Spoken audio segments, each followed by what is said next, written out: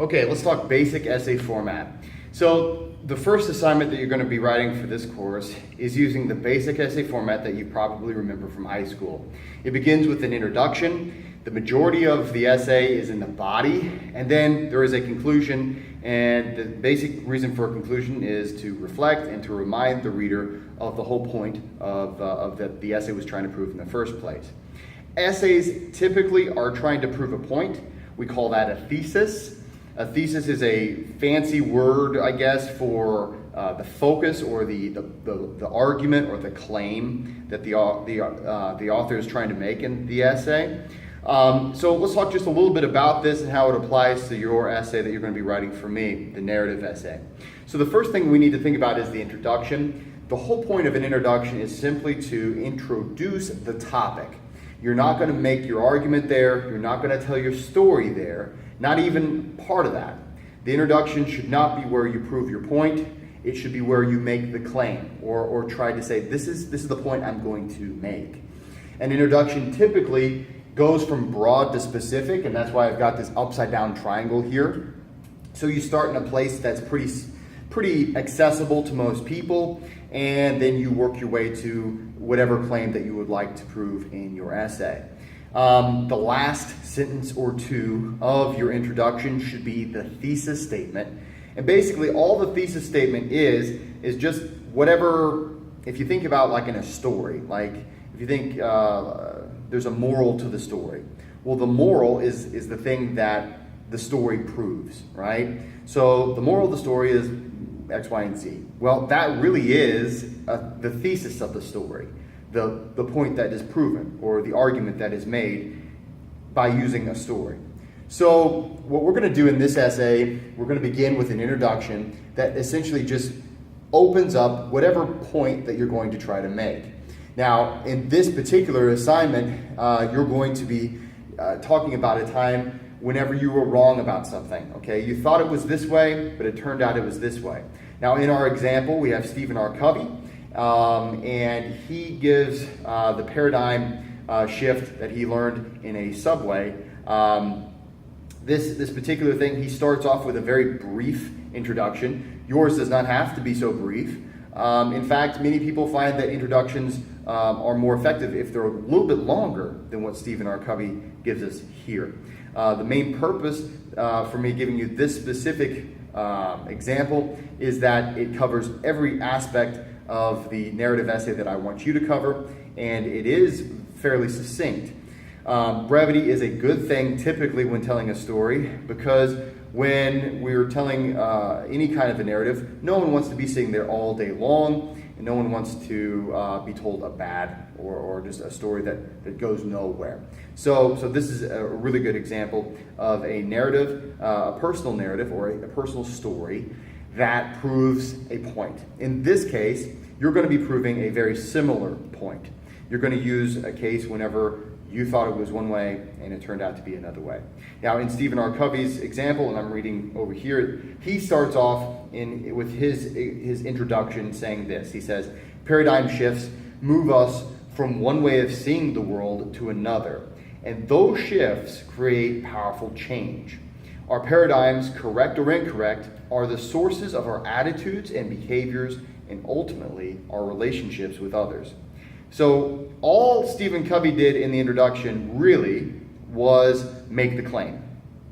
Okay? He says, now he uses the word paradigm, and if you look that up, essentially it's just a simple way of defining that is a paradigm is just the way you see the world, the way you see things, the frame that you see the world through. So paradigm shifts, whenever we change the way we see things, whenever we realize, okay, the way I saw this was not really the way that it really is. Okay, so what he's saying is those times, they affect the way we treat others, the way we see others, the way we understand others, and then, like he says, ultimately our relationships with others. So that is the point that he's going to prove. That really is his thesis statement. Now, that is a very brief introduction.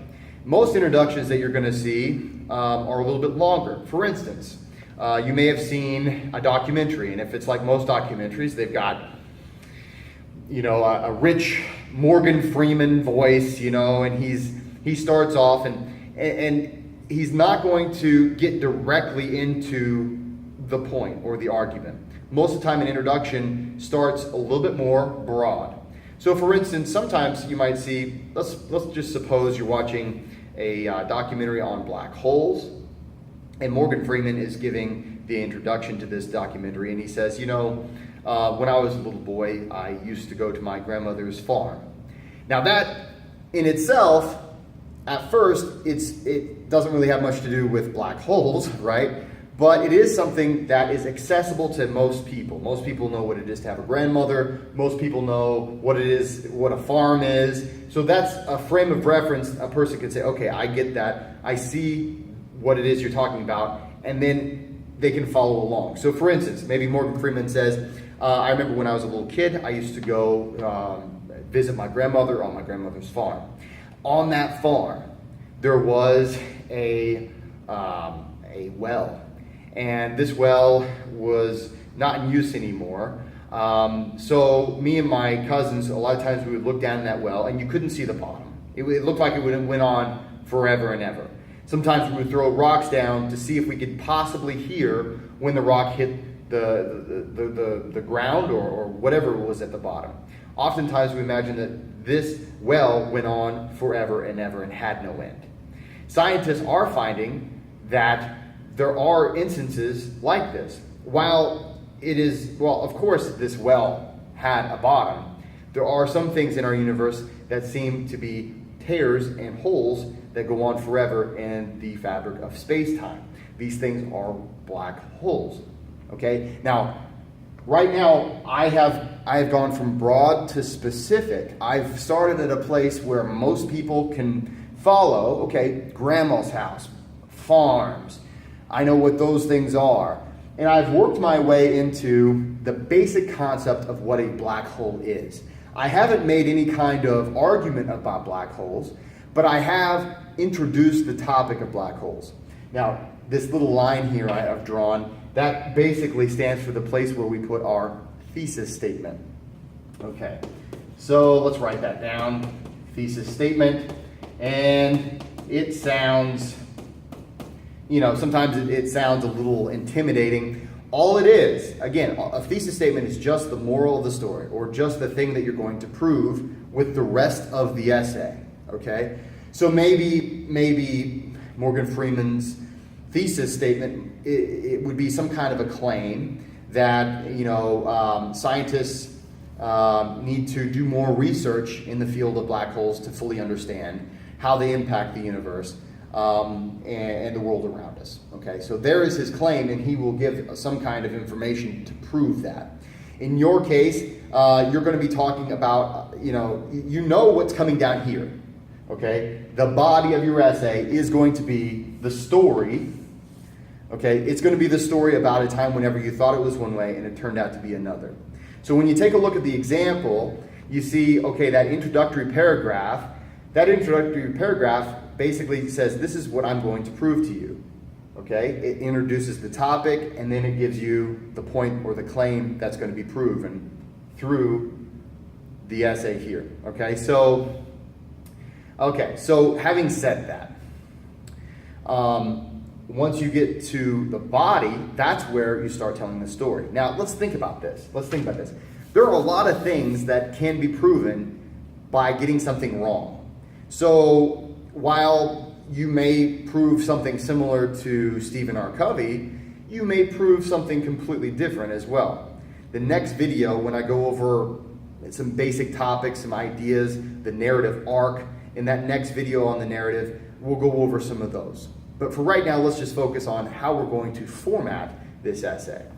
This essay, of course, we're going to introduce the basic topic. We'll have a claim, something that we're going to prove by telling the story. And then here comes the story. If you think about it like this, you've seen it in TV shows. I'm sure you've probably told it to other people. You said, hey, listen, I've got this truth, this thing that I learned. Let me tell you how I learned it. That's really all I'm asking you to do. Again, this is a truth. This is something that is true. Let me tell you a story about how I learned it. Or a story about that will demonstrate why this is true. Does that make sense? So we've got this statement, okay, this is the claim, and here comes the story. Now the story should be broken up into several parts, into paragraphs. Each paragraph, when you're paragraphing, just remember each paragraph is a different topic. So whether it is a different spot in time, in this case most likely it will be a different spot in time. If you take a look at the example, Stephen Covey makes different paragraphs for different things that happen. We're going to talk a little bit about that in the next video. But basically, usually we paragraph by, okay, this happened, and I will detail that portion. This other thing happened, I'll put some details here, and so on and so forth. Okay? It depends on there are a lot of different ways to write an essay, but in a narrative essay, that's typically how we do it. Once we finish that, let's just pretend, okay, this is the body. Okay. Let's see here. There's the body. Okay. Now, once we've done that, we have the conclusion. Okay. So we've got the conclusion here. All the conclusion really needs to do is to wrap up what you've already said. And typically what we do in the conclusion is we remind our audience about that. Remember that thing I said I was going to prove to you? The other thing we do is we will reflect on that topic just in general. Case in point. So let's think back to the documentary example. Oftentimes you'll start a documentary with an example, maybe going to my grandmother's farm, and then at the end it'll come back to that same basic concept. Maybe after all these awesome pictures of black holes, and you hear from, who is it, Michio Kaku and all these other physicists, and they all have all these cool things they said. After all that, then Morgan Freeman brings it back. So just like when I was on my grandmother's farm when I was a boy, there are some things that we marvel over. And there are things that we may not understand now, but maybe eventually we will understand. This is why it's important for scientists to continue to study black holes, so that we can better understand the way they affect the universe and the role they play in the universe that we live in. Right? So we're coming back to the main point once again. So the classic thing is to say, okay, in your introduction, you're going to say, this is what I'm going to tell you. I'm going to prove this to you. And then in the body, you prove it. And in the conclusion, you remind them. Remember that thing I said I was going to prove to you? Let's just reflect on that just one more time.